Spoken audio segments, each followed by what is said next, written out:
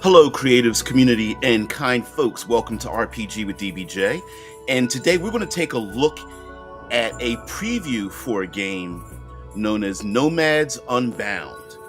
If you've ever had an interest in traveling through a multiverse, television shows like Sliders or Time Travel or Dreamscapes, this might be a game for you. And it uses a rather unsung mechanic, which are playing cards. And this game has no Gamemaster and can be played solo. A little strange, but let's take a look at it. And by the way, some of our luminaries have also in our community done a review of this game, so I thought we would take a look at the preview. I'll put a link in the chat when we come back. But first, put your feet up, grab your snacks, and let's get into Nomads Unbound.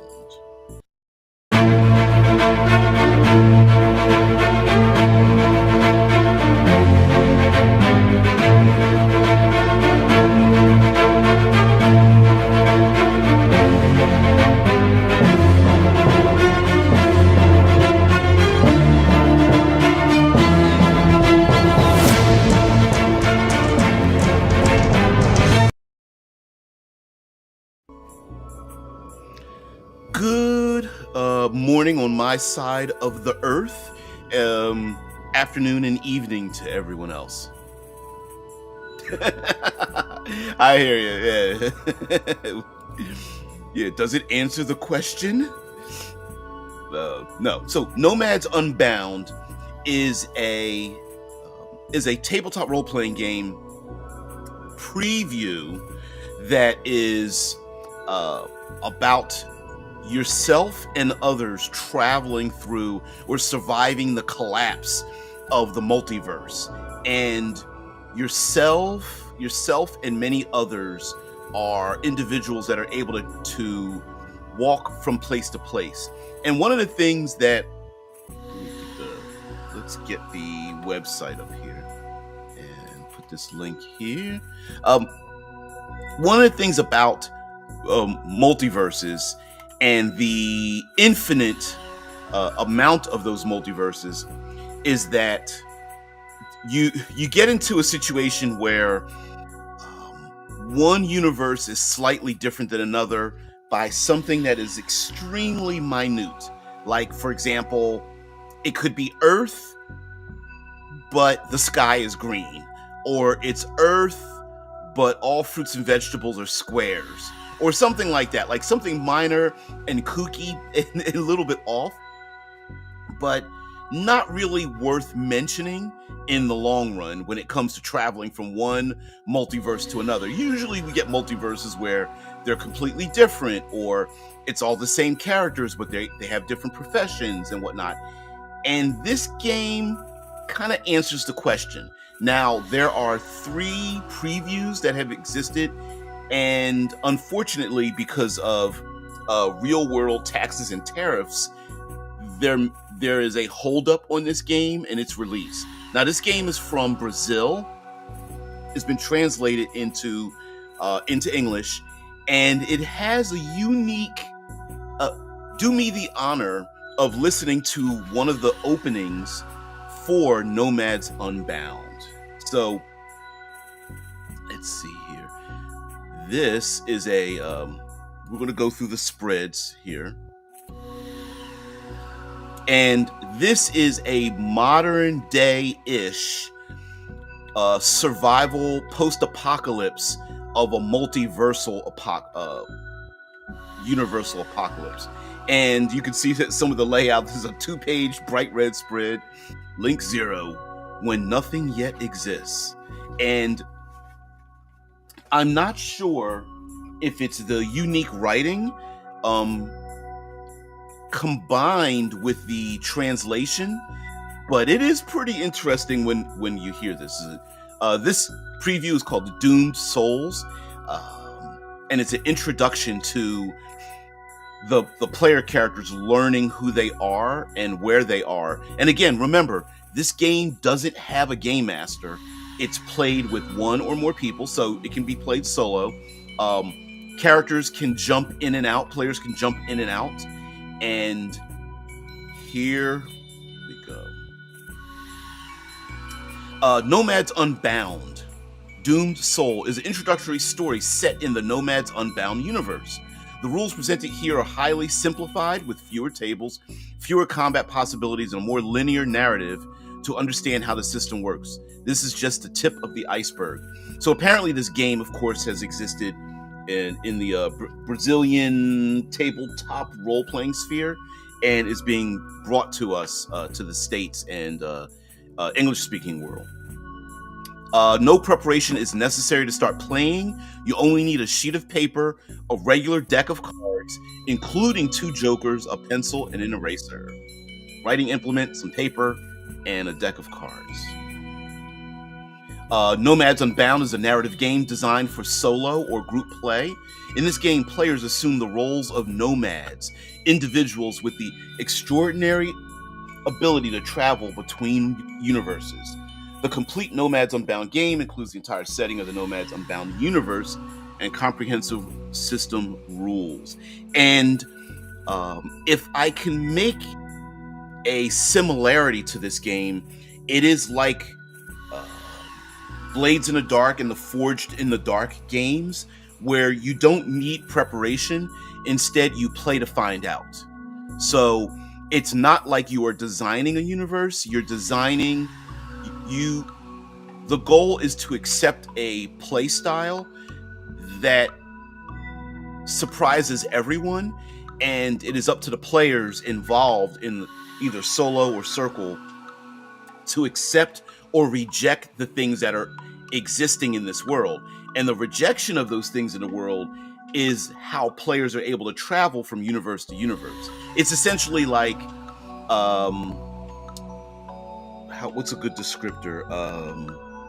It's like improv theater, but if you say no, you then have traits that allow you to transform or step into another world where one thing doesn't exist, and now we're going someplace where maybe something else can exist.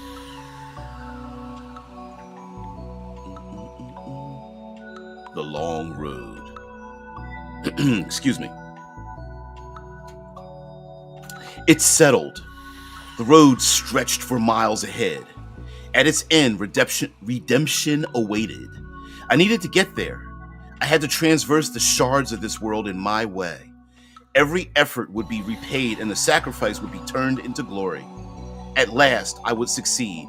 Dry trees and skeletons of once magnificent buildings surrounded me, and the dust of destruction covered cars, bodies, and places that, in happier times, had been homes.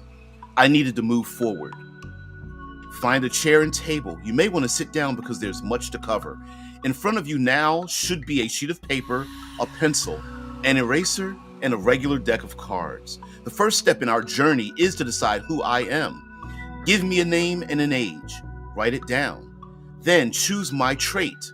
I can be strong, agile, intelligent, or mindful. Choose one and note it down. Next, you must decide on my archetype. I can be an investigator, a killer, a doctor, or a thief. Choose one, just one.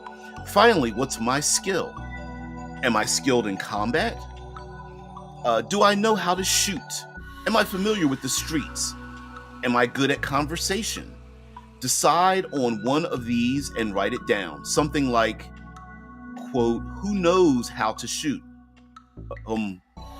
Blank, who knows how to shoot, on paper. Ultimately, I'll be something like an agile investigator who knows how to shoot, or an intelligent killer familiar with the streets. I can be any combination of these 3 elements. Well, this is me.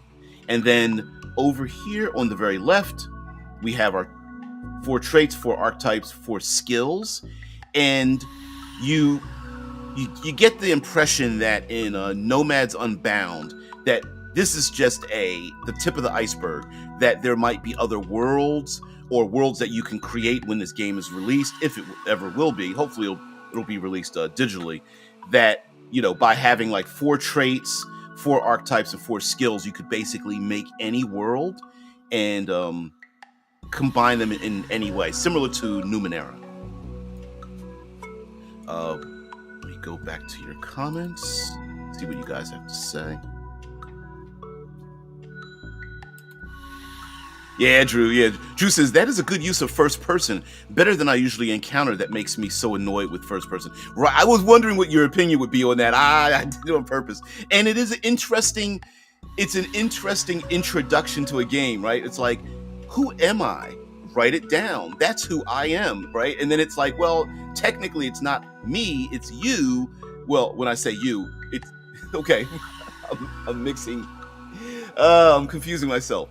So the introduction is of an external individual that is us, describing who we are when we play the game. Spook says, so can I reject your reality and substitute my own? Yes. Yes, it does. Yes. It's really weird. I like the character builder. It really sets the mood. I agree with you. I definitely agree with you. Mind you, like I said, there are 3 previews, and this is the base rules, and then there's 2 more. One's an adventure, and another one is like it's like a couple of pages of how you shape the world. Okay, so we move on. I witnessed the greatest killing in the history of my planet. Those who survived for just a few days were lucky. They died soon after. The others got sick but ended up dead in the weeks that followed. Then there was the rest, those who, no one knows how, managed to last until now, more than 2 months later. It was easy to see that the world had given up. Everything died, withered away, even what wasn't alive. The buildings, the houses, the sky, they lost their shape, their color, their reason to exist. Then I learned of the Liberator. I've read the pamphlets and know he's there at the end of the long road, welcoming everyone with care and understanding. And so there is this idea in this game. Sorry, I stopped reading it. I'm transitioning over. That the world that we are living in is fading away. It's dying. It is convulsing. It's sick. And that destruction, that fading away, the ghostly nature of the world is how the world begins to get shaped, so that as the players are traveling in this air quotes modern dystopia, that more and more weird things start happening in the background, and that we as the characters are the only thing that is solid in this world, and that if you walk far enough, you just might start walking into another world. And yeah, pretty interesting. All right, so this uses something that I've thought of using in a tabletop role-playing game, which is basically a resource, a stat called time. So time, there is no day, there is no night. Only time guides me. Write time on the sheet and put a 0 next to it. The goal here is to sum 31 time units. When that happens, read the end. You can add time units by playing on the events table. Something happens, time is added, and you must keep me alive. Oh, sorry. Through the event, I am sick. I have been coughing up blood for days, so I don't have many steps left on this earth. I am in a hurry. Let's see what happens now. Draw a card and compare it with the following table. And so here we have, this is where we start to introduce the playing cards. Black is good, red is bad. So what is happening behind me? Oh, okay. So we have spades, which is I find an injured man by the roadside. If you draw clubs, I find something useful on the way. If you draw hearts, I find a decayed house. And diamonds, I find a destroyed car. So normally when we're going to go through the rest of this document, Anything that's a black card tends to be questionable but possibly useful, and then anything in red is questionable but probably either dying or decayed or dangerous or negative in general. So here, like if you draw spades, I find an injured man by the roadside. This injured person may give you some knowledge, or might be an ally, or point you to someplace safe. Whereas you draw hearts, I find a decayed house. Maybe the house might collapse. There's something dangerous in it. There might be something useful in it, but it might be to my detriment to go get it, something like that. What the hell? This table will give you the start of a scene. What happens next, you must figure out.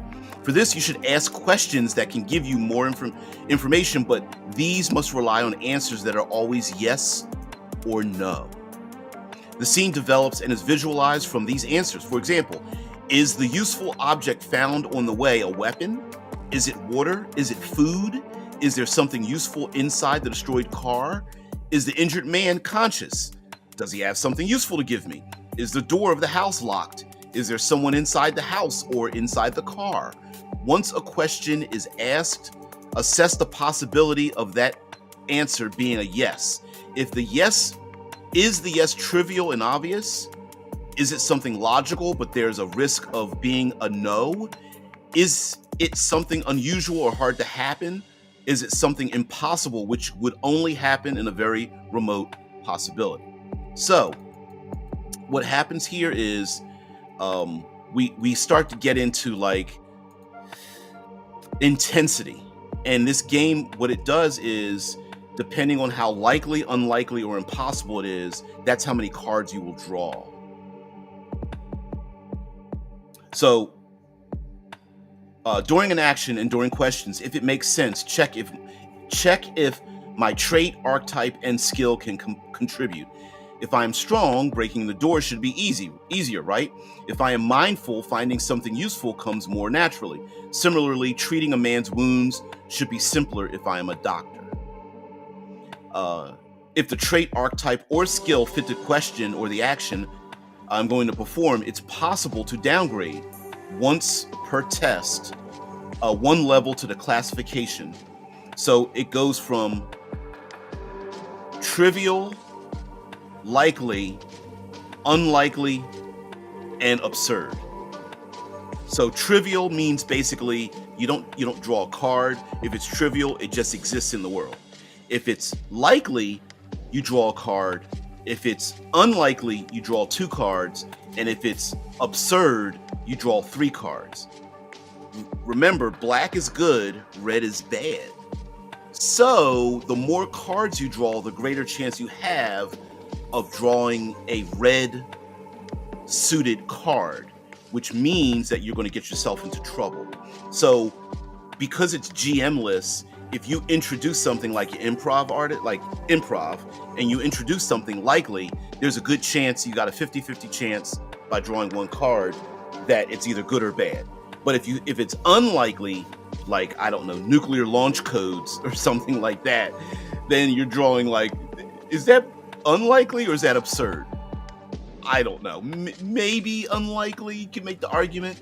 So you're drawing 2 cards, and then if you say it's something absurd, like, I don't know, what's maybe something locked behind the door is a I don't know, like a monster, like a Cthulhuoid monster or something like that, then you're drawing 3 cards. And then there's an intensity level here. When necessary for the story, it's possible to determine intensity of the response of the yes or the no based on the value of the last card drawn. The higher it is, the more intense the response. A card with an A, the ace, will be a mild response, a yes or no defined by a detail. At the same time, a card with a K, which is a king plus, will be a response without any shadow of a doubt. A result of 7, for example, represents a response of medium intensity. Other issues can be defined by intensity. Is it difficult to climb the building? How many destroyed cars do I observe? Is it worth stressing that that the number does not represent an exact amount in a response? And so here we have like a little intensity table. Ace is a 1, so it's ace 2, 3, 4, 5, 6, and then we go 7, 8, 9, 10, and then more intense jack, queen, king, and above. Different, very different. We're gonna move on. Here we talk about combat and drawing cards, spades, clubs, hearts, and diamonds, and the response of like enemies. Like if you draw spades, the enemy attacks. With a club, the enemy tries to evade to avoid the next attack.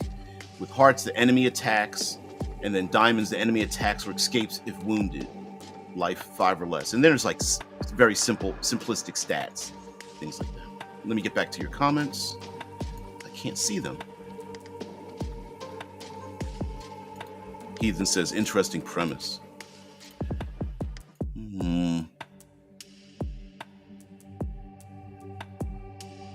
Drew says, I think many people would have designed it that you subtract time to show how the time runs out. But as we had a few weeks ago, people do easier with addition and subtraction. Yeah.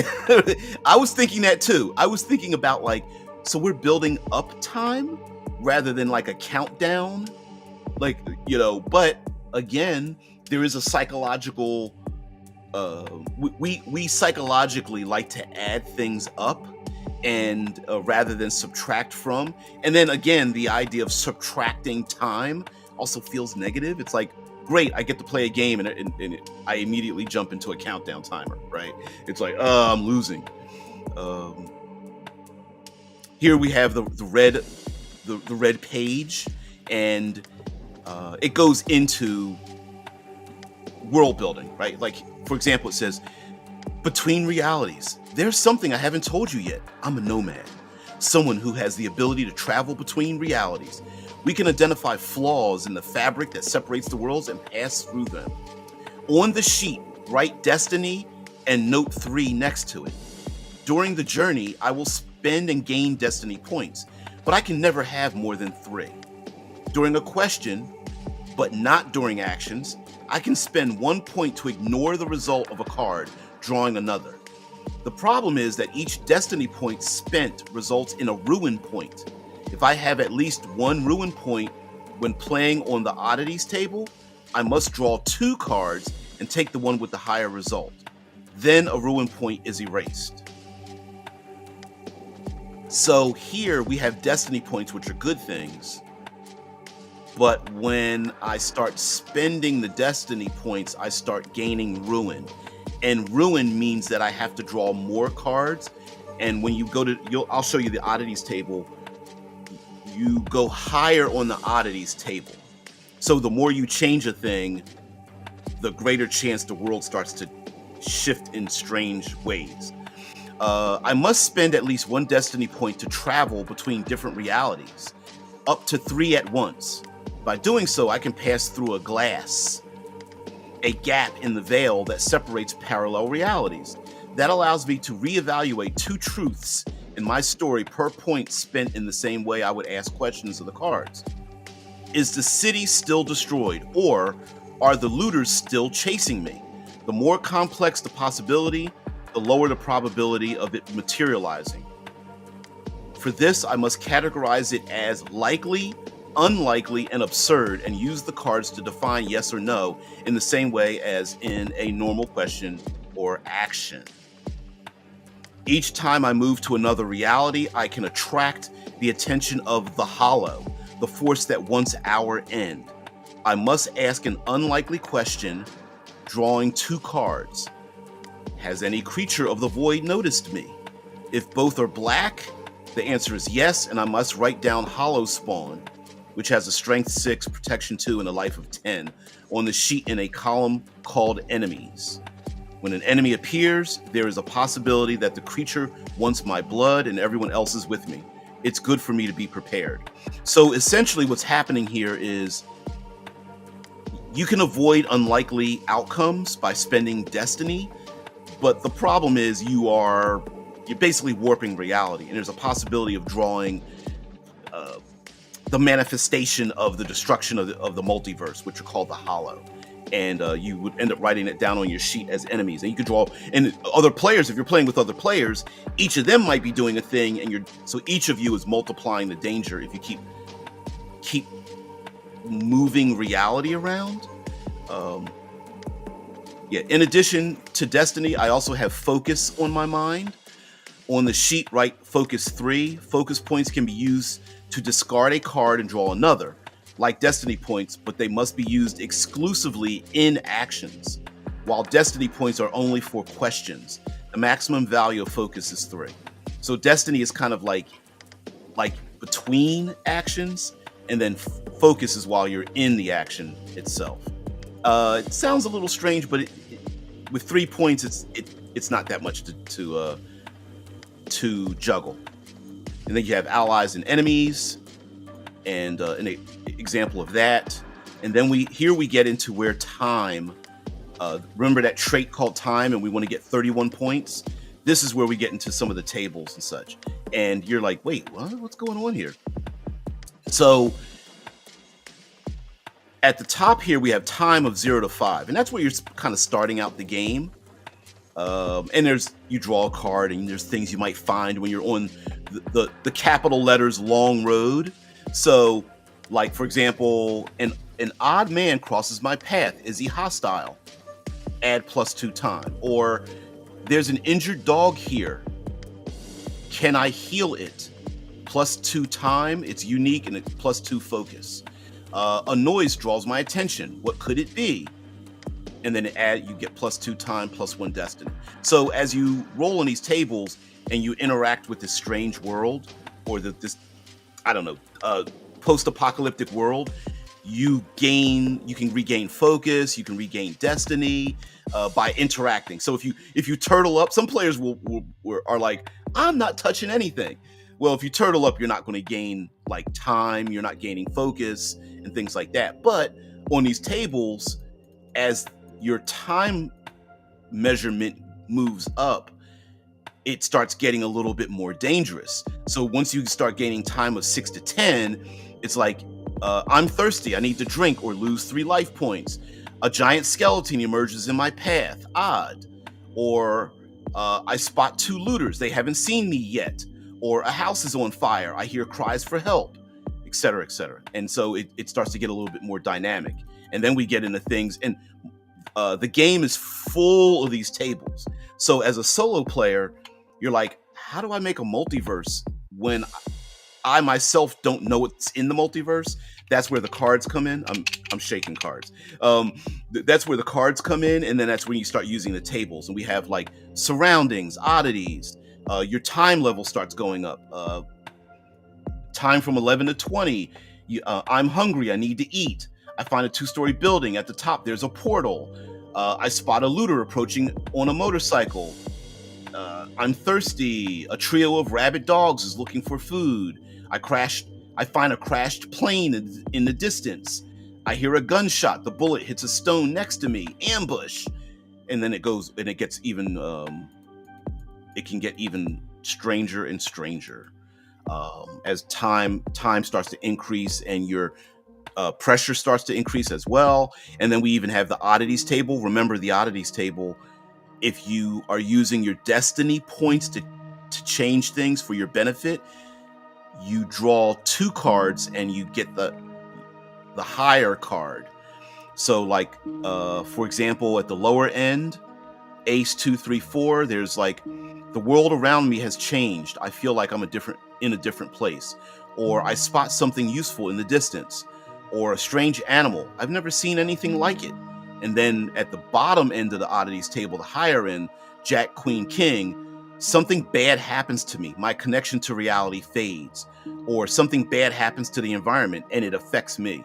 Or something very bad happens to me, -1 destiny. So on and so forth. And so there's tables, and you can see like the splatterpunk artwork. Why is there destruction? Where did it come from? I find something useful. I find something very useful. And mind you, something useful and something very useful is listed within the tables. So when you roll on the tables, as time increases and you roll higher on oddities, you might find something useful. when you find something very useful, you can get things like first aid kits, hunting rifles, binoculars, flashlight, canned food. But something useful might just be like a canteen with just a little bit of water, or some rope, or a flare, or a helmet. And some of them have will modify your character sheet, which is just that blank sheet of paper you've been writing things on.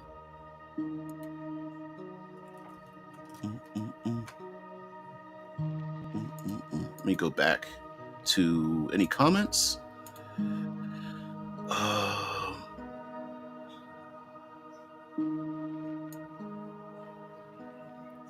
Sorry, going back up to your comments because I missed quite a few. There we go. Interesting. Yep. The hollow that wants to erase the world. That sounds very much like Never Ending Story. I was wondering about. I couldn't remember the enemy of Never Ending Story, but I do remember the nothing, like that was destroying the world behind them. Do I think it's like that? Yeah, it's a bit like that. I think so. Here we have they're giving us a description of how adventures are written. So we have to the very right, we have the violence, the regret, the walk, and the adventure is focusing us on the story. For example, it says, the smell of blood awoke my senses. Among the ruins, I saw someone naked standing in a puddle that appeared to be blood, up to just above the knees, their entire body covered in red. They smiled when they saw me, and their eyes widened in a bizarre enchantment. And then they screamed, running towards me. And then there's a stat next to it.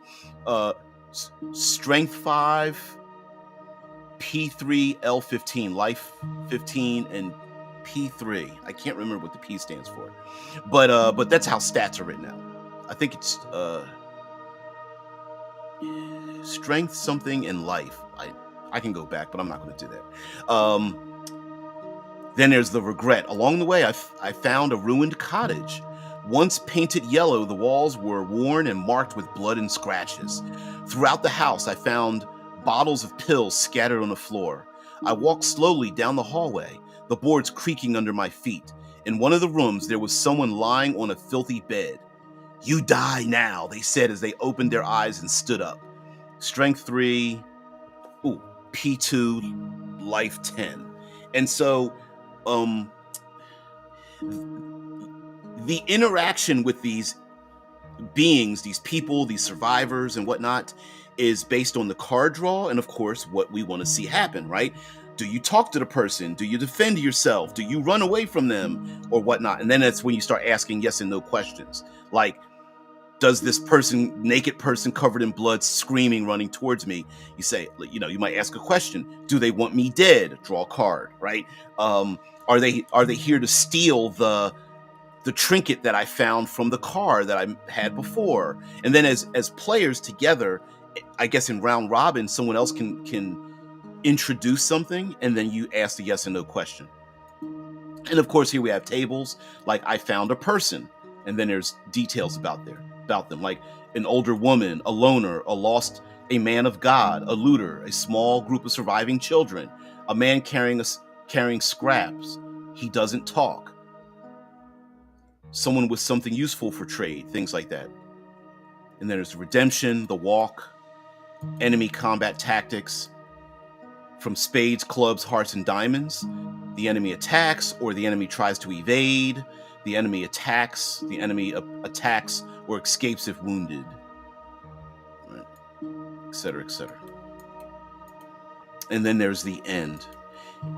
Spoiler alert, this is an actual introduction to the game, and it ends, it's a pretty brutal ending. Maybe I don't want to give it away. Here we go. I assume time is at 31 or more. Let's proceed. The end of the road was before me. The eclipse seemed closer than ever, and the heat from that agonizing sun still managed to burn my face. I was exhausted but grateful. The path's end was abrupt. A white plain stretched for miles ahead. I sat on a rock to catch my breath and waited.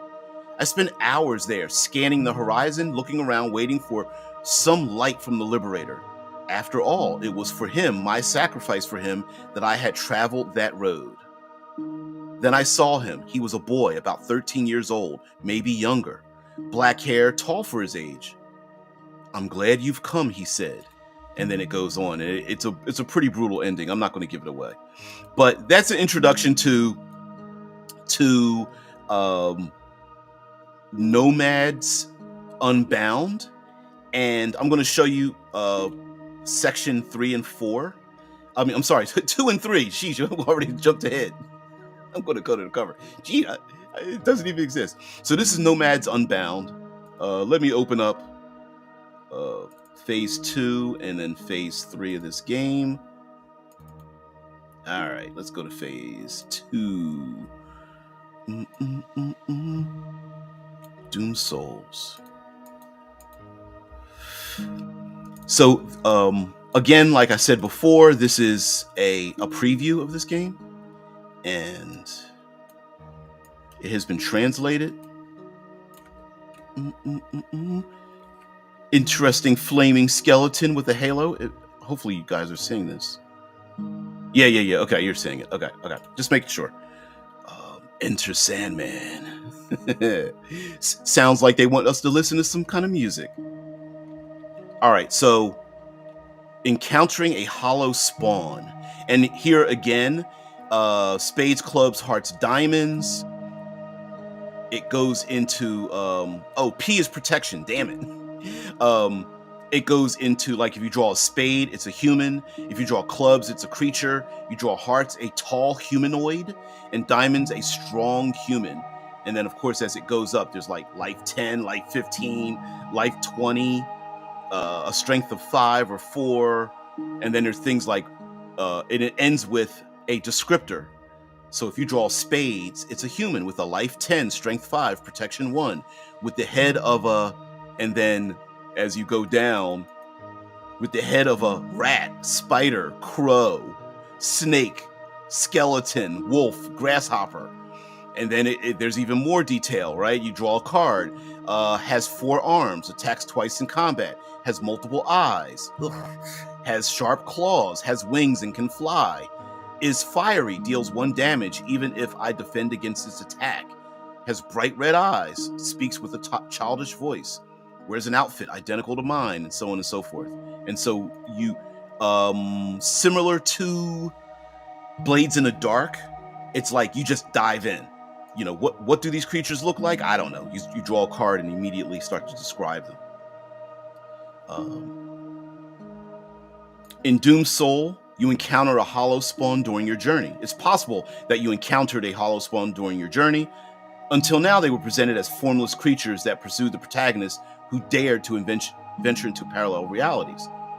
The hollow spawn, however, are complex in nature, and their appearance changes as much as their ambitions. And so there's a way to create them and make stories about them and what they want. Then there's bargains. You can bargain with them. And what do they want from you? Do they want your soul, memories, blood, an object that you have? You know, with bargain. And of course, you draw a card, spades, clubs, hearts, and diamonds. It gets angry and attacks or orders you to leave and not cross its path. Maybe it proposes an agreement or offers to accompany you, or proposes an agreement if it doesn't want to accompany you, or the story doesn't make sense for it to even follow you. Here's one. They will heal all my wounds, return to 20 life, but they say I will belong to them forever. I stop gaining destiny points. Oof. They threaten to kill me if I don't surrender all my belongings. So on and so forth. And this is emergent play. And this is the end of the document. And then I will show you Doom Souls Part 3. And like I said, this is the preview.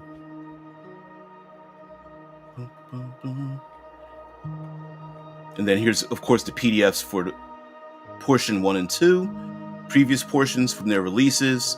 And it just seems, what I'm gathering is that what they planned on doing, or what they / are doing and doing in the future, is giving letting us introducing us to little bits and pieces before the physical book or PDF full book is created.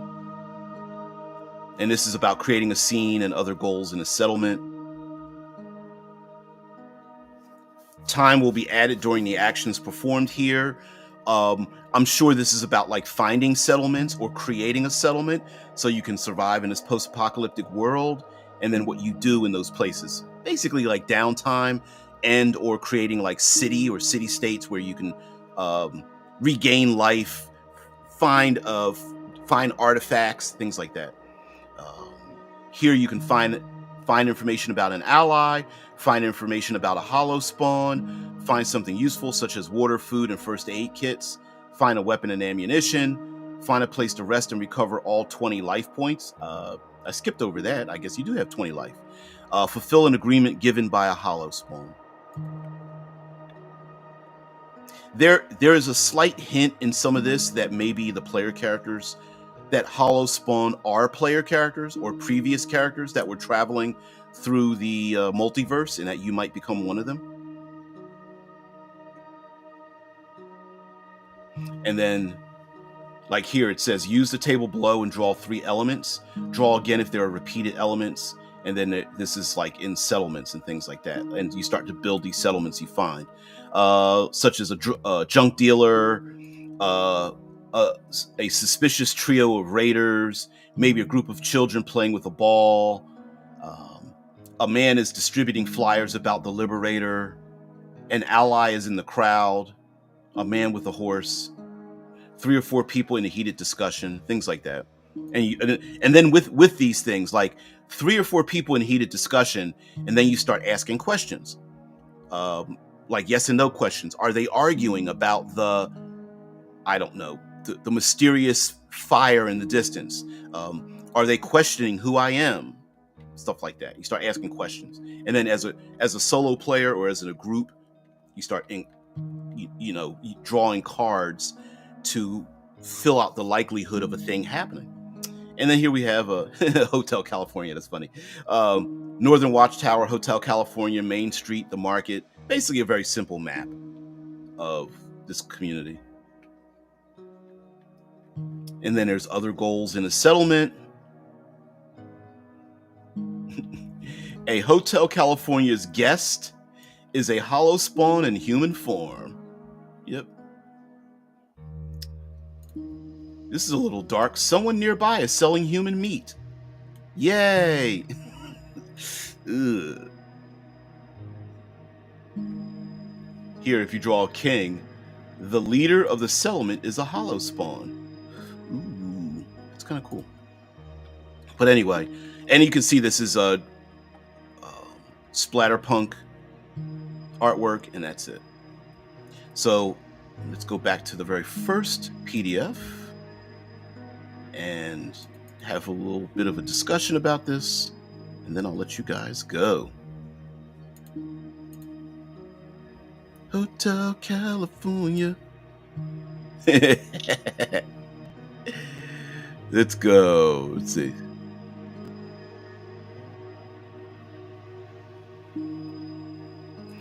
Shai says, this is like the most intellectual thing ever, and it's from Brazil. Must be an ayahuasca enabling interdimensional travel. I don't know. I think it's very like this is just a preview. I'm intrigued by this game, like how it's designed, and it has like a solo multiplayer element to it and things like that. Spook says, I like it. I can't say I'm much of a commentary on it, but it all sounds straightforward and fun. Yeah. Dave Thalmavor's channel, he did a review on it, and basically sparked me. Of course, he's an ultimate in game analysis and review, but I thought I would take a look at it, find out that there's actually free previews for this game, because I was gonna throw my cash down on it and go, I think I like this. Throw that up on my shelf, and I was like, oh yeah. Drew says, I would suggest in use of an oracle not to ask questions about motivations, only about what happens. And mind you, listen, when it comes to solo play, finding an oracle would be pretty interesting. And I don't doubt there probably is going to be an oracle in this game. Like, remember, this is just a couple of page preview, so I'm with you there, Drew. Because how do I say this? You could ask leading questions, whereas an oracle will create a situation that would be better for you to deal with than asking leading questions, because you could keep asking leading questions that keeps you safe, and where the game's trying to get you to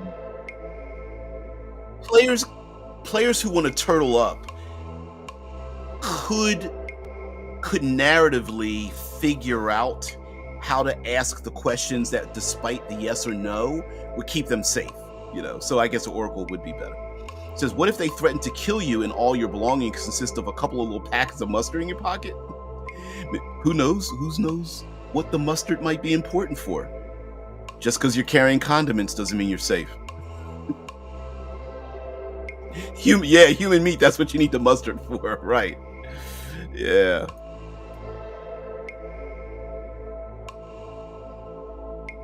The dice are the oracle.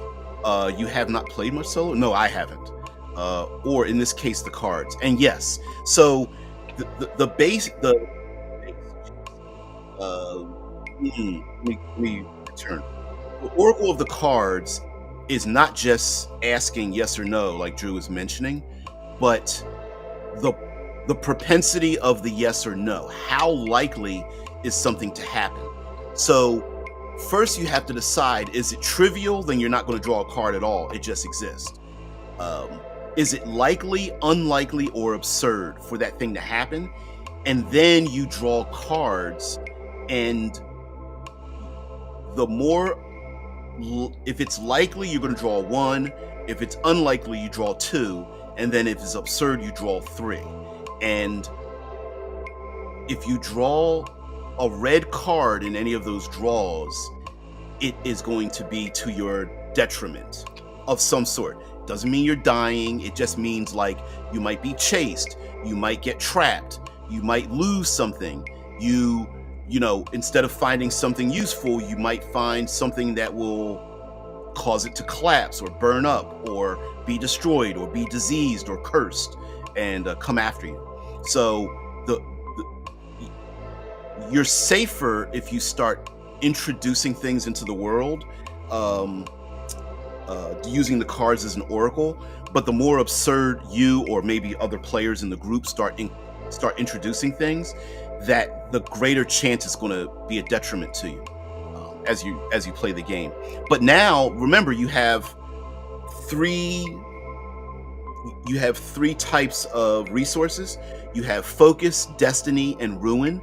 And destiny is something that's out of your main actions. So destiny shapes the world, and then focus is what you spend when you're in the deep of it, when you're in the exploration, the social interaction, the combat. But when you're out of it, it's like, are you walking through a desert or a city? What mystical elements are there? That's when you start using some of your destiny points to to modify the card draws and go, I don't like what I'm seeing, or I do like what I'm seeing, but I don't want it to hurt me, and so on and so forth, right? So it's pretty interesting. I'm gonna go back a bit and then to right here. Come on. The introduction to the game, and this is the part where it talks about the game mechanics. The game set offers expanded character creation and narrative rules, featuring episodes, seasons, twists, and revelations. It also includes a system for exploring parallel universes, allowing for creating maps, structures, life forms, events, and more. The extended combat system boasts over 150 weapons and equipment characterized as common, rare, exotic, futuristic, medieval, and legendary. Additionally, there is an artifact creation system with over 25,000 combinations, each with consequences that can trigger new adventures. Moreover, it includes rules for using the character's special powers and instructions for creating hollow spawns with thousands of variations. It also offers the possibility of proposing agreements and making threats to the characters.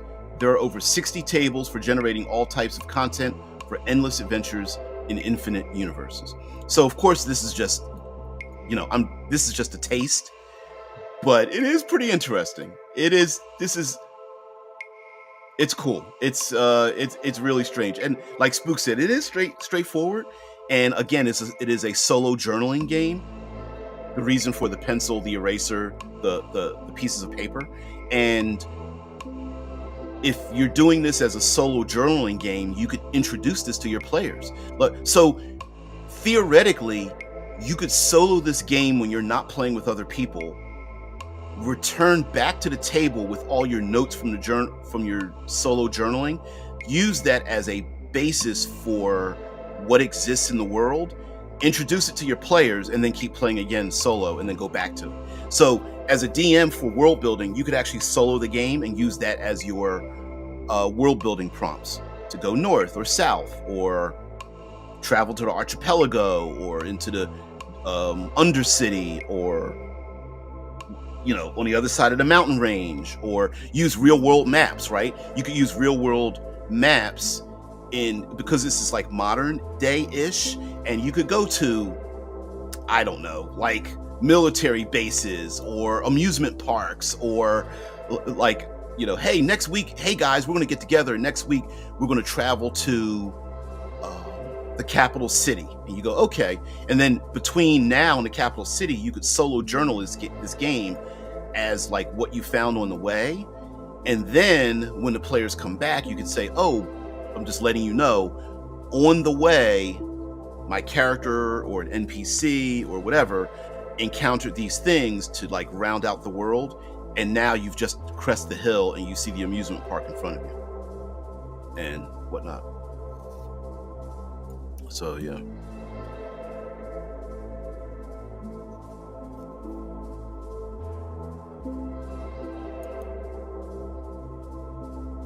Here we go.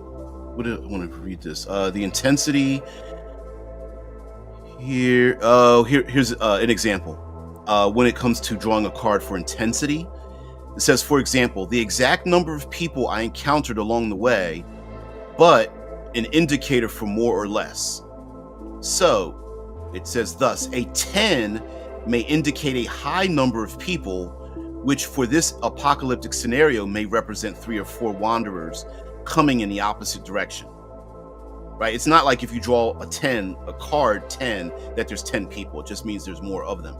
If you want to know only the intensity of something already defined in the scene without asking a question, just draw a card and interpret its value.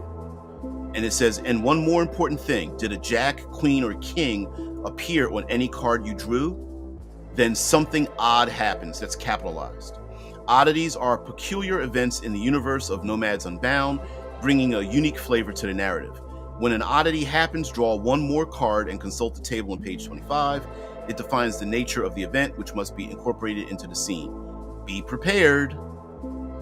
The journey is not free of violence. Write the terms strength, protection, and life on the sheet, or S, P, and L. As I am not wounded, my life is 20. My strength is 8, thanks to a crowbar I found somewhere. Make a note about the crowbar. If at any point I lose it, and I'm left with only my hands to fight, my strength will be 5. Since I wear no armor or anything that might protect me from an attack, my protection is 0.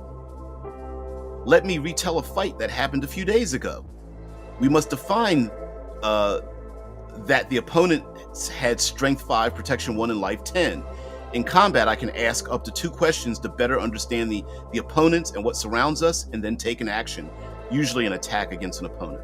So here we have an instruction like, defining our interaction. You start drawing cards. Maybe you want to write those notes down. It doesn't specifically say you need to journal this, but that's what it is. So anyway, Nomads Unbound, a solo plus tabletop role-playing game. This is the introduction to the game. So I thought it was interesting. I mentioned before about playing cards not being used very often, and I like that. And I think for a solo journaling game, it's not a bad concept. It's not a bad concept. Every game ends at Area 51 looking for the reality where it's run by Elvis. I don't know. Tupac might be there. Machiavelli, Illuminati. Run with me. Hail Mary, run quick, see. What do we have here now? Do you wanna ride or die? So, guys, thank you very much for letting me introduce this to you. And I like finding these things because it does give us a way to think outside the box when it comes to game design. Like, would you want to have a game where playing cards are important to the game? I like the idea that the more cards you draw, the more dangerous it gets. And so you might want to take a chance on, like,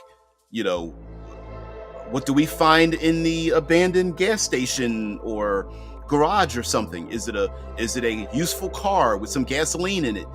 It's probably unlikely that you're going to find a well-running car in a gas station in a post-apocalypse, but you never know if you draw the cards right. And maybe some other player goes, I want to spend some destiny points or what have you to make it more likely that thing will happen than not, and so on and so forth. And then, of course, this game doesn't go into like special powers people have, or the thousands of iterations for the hollow ones that will be coming after you, and who are they, and maybe they might look familiar to you, family and or friends or something, or maybe a distant shadow of yourself, a warped mirror of your own regrets or guilts or atonements or something like that. So anyway, guys, thank you very much for letting me introduce you to Nomads Unbound,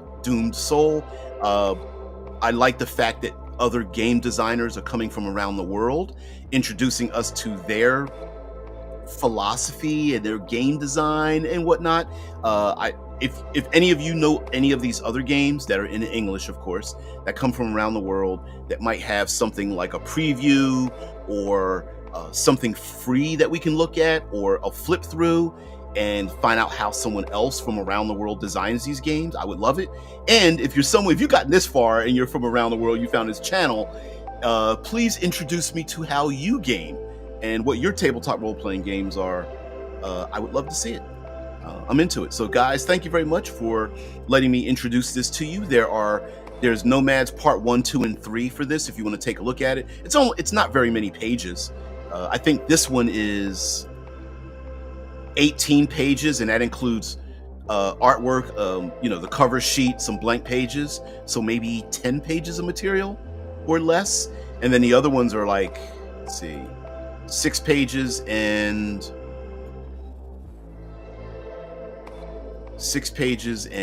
8 pages. So not a lot to decipher. And for me, as an armchair game designer and whatnot, not a very good one in certain ways. You can very easily extrapolate from what is here and go, because if this game doesn't come out, this is all we've got. So I don't know, Oops. Most intriguing new game I've heard of since Obsidian Star. Thanks for enlightening us. No problem. Thank you very much. Yeah. And Heathen says, and thank you. This looks like a fun game. I'm likely to get this game and try it. Yeah, take a look at the preview. I don't know if I didn't need to sign up for anything, but where is the web page? Let's share the web page out. Place the screen so we can go to Mind's Eye. So this is the web address, gamefound.com, and they have other, by the way, these makers have some other games. Nomads Unbound just happens to be one they're coming out with, and Here we have this campaign is a preview. There's a YouTube intro video about this. There's a trailer for the game and some questions people have been asking down here. The Nomads Unbound, there's a project, there's comments, updates. Let me click the updates here, updates hub. And here we have gameplay preview video, behind Nomads Unbound, how tests work, things like that. So that is the project, and I think it has a very interesting, like, the game is a multiversal game, but you don't really walk through doorways like we sometimes think of, like Doctor Strange in the Marvel universe. It's more like subtle changes, so that, like, if the players are being chased by looters and you guys don't have, it's like, oh no, we're going to get overrun. We drew cards for looters, and we kept drawing cards, and there's 3 sets of looters that have combined together. They're like, maybe they trapped us and we know we're not going to survive, or at least survive unscathed. A player could say, you know what, I'm going to use one of my focus points or destiny points or something to say that they're not chasing us anymore. And you turn an alleyway and now you're in someplace different. The looters are gone and you're someplace different. Now the world is different and what's going on. You describe what's happening. So it's a little bit of like walking through the mists rather than a more bold, I am traveling through a wormhole kind of thing. I mean, you could describe it that way, but I like the dreamscape elements of it. So anyway, yeah, something to share with you guys. You guys have a great day. Thank you very much for being part of the show. Oh, missed some of your comments here.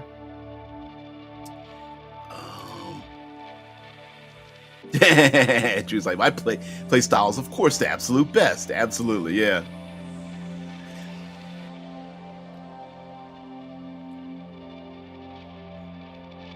Spook says there's a French guy named